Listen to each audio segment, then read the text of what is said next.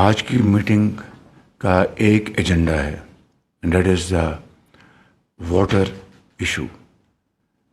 ہندوستان نے حالیہ جنگ میں بدترین شکست کھانے کے بعد جو تواتر سے 1960 کے پانی کے معاہدے کو ویپنائز کرنے کے لیے جو دھمکی اور جو تھریٹس وہ دے رہا ہے، وہ اس میں کوئی کمی نہیں آئی، بلکہ اس میں دن بدن اس میں اضافہ ہوتا جا رہا ہے۔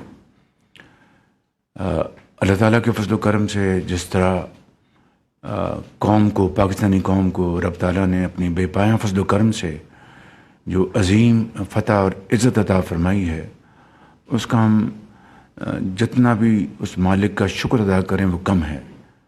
اور ایک ہی طریقہ ہے اس خدائے بزرگ بردر کا شکر ادا کرنے کا کہ ہم شبانہ روز محنت کریں اور اس قوم کو اسی جنگ کی جو فتح، اس کی عظمت جو ہے، اسی طرح پاکستان کو ایک عظیم ملک بنائیں۔ اور وہ ہے ہمارا معاشی میدان، جس میں وفاق نے صوبوں کے ساتھ مل کر 24 کروڑ عوام کے لیے ایک شاندار مستقبل ترتیب دینا ہے۔ اور وہ باتوں اور تقریروں سے نہیں ہوگا، وہ مسلسل محنت، شبانہ روز محنت، خون پسینہ گرانے سے ہوگا، اس کے بغیر نہیں ہوگا۔ اور انشاءاللہ مجھے پورا یقین واثق ہے کہ یہاں پر موجود ہماری جو provincial leadership, national leadership, military leadership مل کر انشاءاللہ اس خواب کو شرمندہ تعبیر کریں گے۔ آج کا موضوع اسی حوالے سے جو ہندوستان نے پاکستان کے خلاف جو پانی بند کرنے کا جو دھمکیاں دے رہا ہے، اس کو پوری دنیا نے اس کو ریجیکٹ کیا ہے۔ تو یہی وجہ ہے کہ ہندوستان تڑپتا رہا، لیکن اس کو کوئی اس معاملے میں پولیٹیکل سپیس نہیں ملی۔ مگر بطور ایک قوم کے آج ہمارا فرض ہے کہ ہم اپنی آنے والی نسلوں کے لیے اور آج کے لیے اور کل کے لیے ہم ہندوستان کی اس دھمکی کے خلاف کیا ہم اقدامات کرتے ہیں، اور کس طریقے سے ہم اپنا جو پانی کا ہمارا جو حق ہے ایز اے لوور رائپیرین، اس کو ہم کس طریقے سے ہم اس کو پروٹیکٹ کرتے ہیں اور سیکیور کرتے ہیں۔ یہ وہ چیلنج ہے میں سمجھتا ہوں کہ جس کے لیے ہمیں مل کر اپنی ارگ ریزی کے ساتھ ایسے فیصلے کرنے ہوں گے کہ جس سے کہ آنے والی نسلیں آپ پر، ہم سب پر وہ فخر کر سکیں۔ پاکستان کے پاس 1960 کی ٹریٹی کے حوالے سے 3 ویسٹرن ریورس ہمارے پاس ہیں، انڈس، جہلم اور چناب۔ تو اس کے لیے میں سمجھتا ہوں کہ ہمیں فی الفور اقدامات ہمیں اٹھانے ہیں، اور اس کے لیے میں نے آج آپ کو ذمت دی ہے۔ آئی ایم ویری گریٹفل، آپ سب یہاں پر تشریف فرمایا، پورے پاکستان کی لیڈرشپ یہاں پر موجود ہے۔ تو یعنی قصہ کوتا ہمیں اپنے 24 کروڑ عوام کے لیے، چاروں صوبوں کے اپنے بھائیوں اور بہنوں کے لیے، بزرگوں کے لیے، ہمیں پانی کی ہماری جو ریکوائرمنٹ ہے اس کو ہمیں سیکیور کرنا ہے۔ جس طرح ہم نے اس جنگ میں اس کو شکست فاش دی ہے، اس کا یہ بھی جو گھمنڈ ہے، غرور، اس کو بھی انشاءاللہ ہم سب مل کر خاک میں ملائیں گے۔ اور اس کے علاوہ پھر میں تفصیل میں نہیں جانا چاہتا، UN واٹر کورسز کنونشن جو ہے، اس میں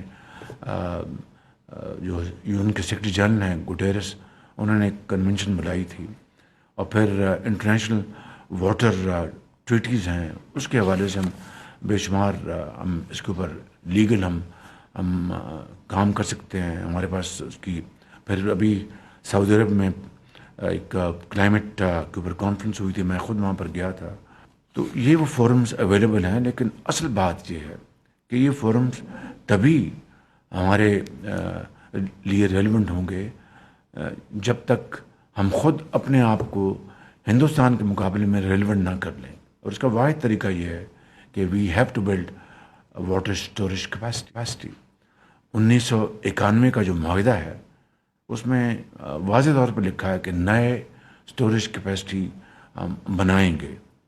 میں اس اسٹوریج کیپیسٹی کی بات کر رہا ہوں جہاں پر کوئی کنٹروورسی نہیں ہے، نہ سندھ میں، نہ کے پی میں، نہ بلوچستان میں، نہ پنجاب میں. کہیں اگر کوئی کنٹروورسی ہے تو I be last man to touch it even with a barge pole. That is out of question. لیکن جہاں پر ٹوٹل یونانیمٹی ہے، جہاں پر اتفاق رائے ہے، وہاں پر اگر آج ہم مل بیٹھ کر ہم اپنا پیٹ کاٹ کر اگر اسٹوریج کیپیسٹی بلڈ نہیں کریں گے تو آنے والی نسلیں ہمیں معاف نہیں کریں گی.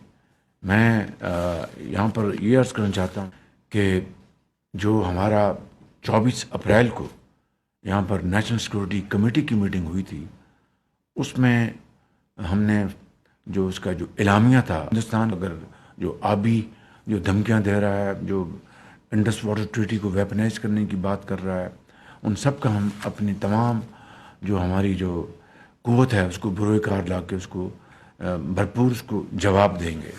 تو میں سمجھتا ہوں کہ اس کے علاوہ پولیٹیکل ڈپلومیٹک لیول پر بھی ہم اپنی تمام جو ایکٹیویٹیز جو ہیں اس کو ہم انیشیٹ کریں گے. انڈس واٹر ٹریٹی میں it is very clearly spelled out in no uncertain terms کہ neither India nor Pakistan will have the right to exit unilaterally. Quote and quote ہے، اس میں کوئی اس میں گنجائش نہیں ہے. لہٰذا اس کی یہ ساری بھڑکیں بےمانی ہیں، لیکن زندہ قومیں جو ہیں وہ اپنا انتظام کرتی ہیں، وہ اپنا پورا مستقبل کے لیے ایک پروگرام بناتی ہیں، لائحہ عمل تیار کرتی ہیں.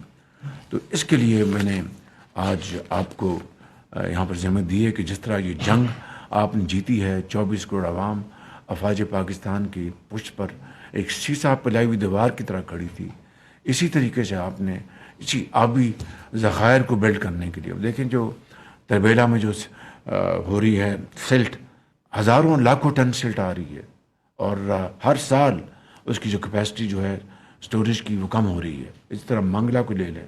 میں سمجھتا ہوں کہ this is high time that we take bold decisions and decisions which will create respect for all of you and all of us in the eyes of our future generations. And this is what I think history has told this world, that when it comes to a challenge, accept it boldly and take concrete steps so that posterity would remember you for all times to come. تو میں اپنے تائیں آپ کی خدمت میں بڑے ادب سے عرض کرنا چاہتا ہوں. اللہ کا شکر ہے کہ اس مرحلے میں ہندوستان کی تمام جو ڈپلومیٹک ایفرٹ جو ہیں وہ بری طرح ناکام ہوئی. ابھی کل ہی ورلڈ بینک نے اور ایشین ورلڈ بینک نے آپ کے لونز اپروو کیے ہیں. میں اسی حوالے سے میں فائنانس منسٹر کو اور اپنا اکنامک افیئرز ڈویژن کے منسٹر کو، فائنانس سیکرٹری کو، ای ڈی کے سیکرٹری کو اور متعلقہ تمام جو ہمارے کولیگس ہیں ان کو دلی مبارکباد دینا چاہتا ہوں. سب نے بڑی محنت کر کے یہ، اور ہندوستان نے پوری لابنگ کی وہاں پہ 3 دن اے ڈی پی کا جو ایجنڈا اس کو مؤخر کروایا، اس کے باوجود بھی اور پروجیکٹس ور اپروو. تو یہ بہت بڑی آپ کی سفارتی کامیابی ہے، ملک کی عزت ہے. سو واٹ ایم سیئنگ از کہ اٹ از ناؤ اور نیور، اٹس ڈو اور ڈائی. تو اس میں صوبوں کو بھی میری بڑے ادب سے درخواست ہے، اور خود ہم بھی انشاءاللہ اس کے لیے جو کچھ بھی بن پڑے گا ہم کریں گے. That's all. I rest my case here. I'm very grateful for your patience hearing. I'm extremely grateful. Thank you very much.